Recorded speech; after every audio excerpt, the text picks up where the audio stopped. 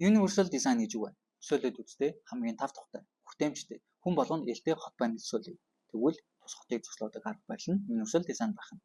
Уг дизайны арга барил нь нас, чадвар, гарал үүсэл үл хамааран хүн бүрт хүртээмжтэй, ашиглах хялбар, орон зай, тав тухыг бүтээх тухай юм.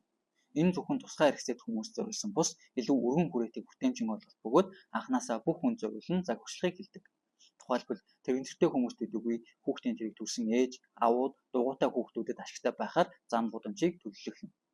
Universal design бол хүртээмжтэй, ойлгомжтой, хүн төвтэй арга барил бөгөөд энэ зүгээр л сайн дизайн биш, харин бүгдэд ашиг тусаа өгдөг ухаалаг шийдэл байх нь.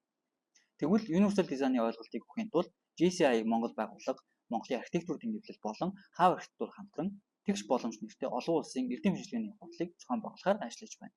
Уг хурал нь нийт архитекторууд, дизайнерууд өөрийн хүрээлэн буй орчинд анхаарал хандуулдаг хэм бүхэнд нээлттэй. Тус арга хэмжээнд Монголын их сургуулиуд болон олон улсын их сургуулийн доктор, профессорууд илтгэл тавих ба хамгийн сонирхолтой нь Алдарт Berkeley English-ийн хамтрагч Кайм Уума онлайн байдлаар оролцохоор мэдэгдээд байна. Тийм учраас та энэ боломжийг битгий алдаарай. Дэлгэрэнгүй мэдээллийг description-аас